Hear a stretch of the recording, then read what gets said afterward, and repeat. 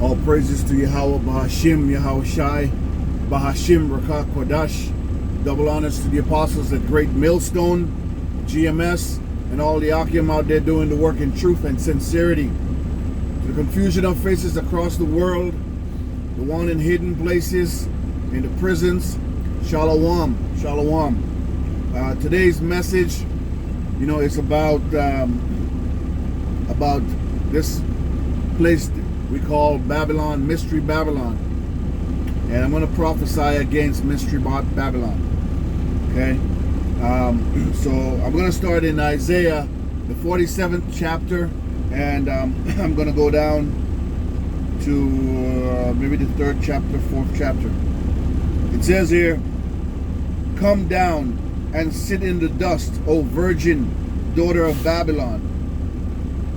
Sit on the ground. There is no throne, O daughter of the Chaldeans, for thou hast no more be called tender and delicate." Yeah, that's right. No more be called tender and delicate, because this place is falling apart, man.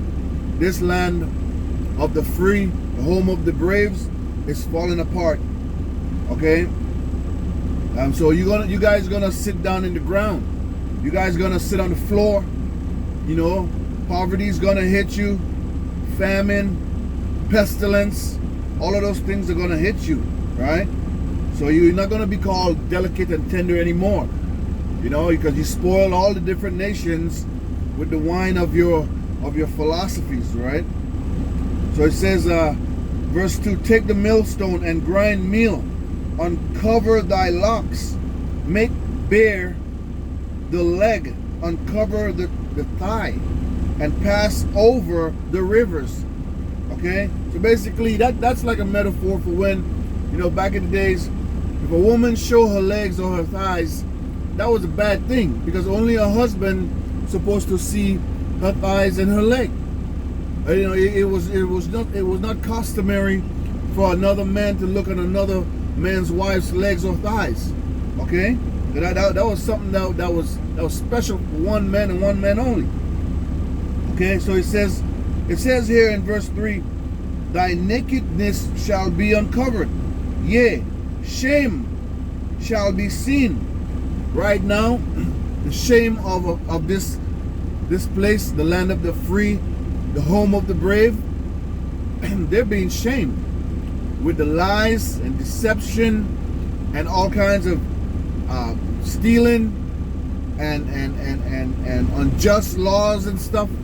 Their shame is being seen all across the world, and all the other nations are starting to see exactly what this land of the free and home of the brave is all about.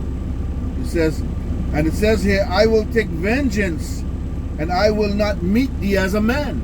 So the Lord is saying He's going to take vengeance on this place.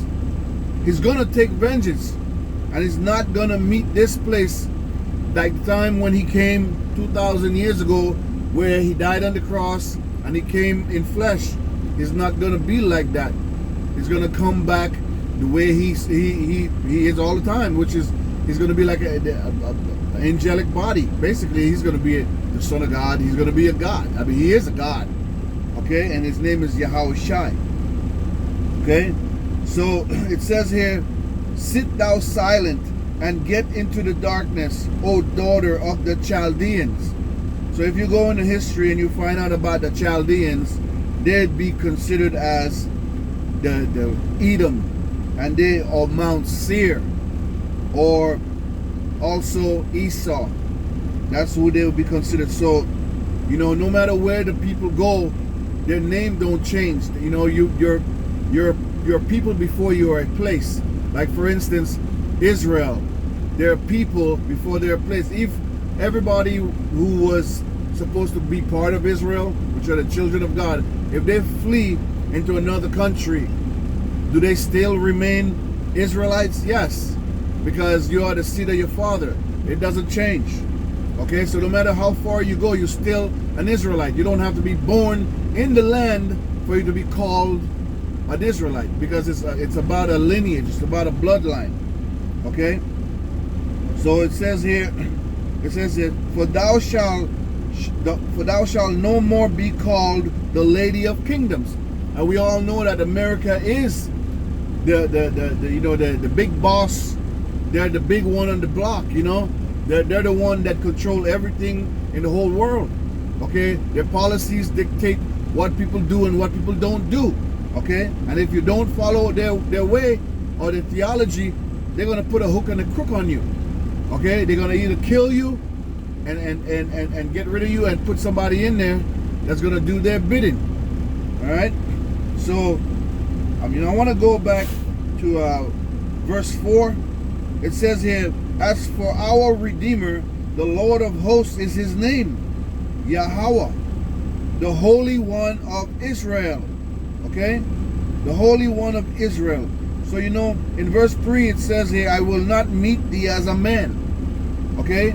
He will not meet this place as a man. So, one of the examples of him not meeting this place as a man, it's in the book of Isaiah, the last chapter. I always go to this because this could be precept with a lot of different verses.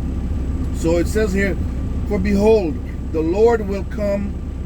It's Isaiah 66 and verse 15. Behold, the Lord will come with fire, and with his chariots like a whirlwind, to render his anger and with fury, and his rebuke with flames of fire.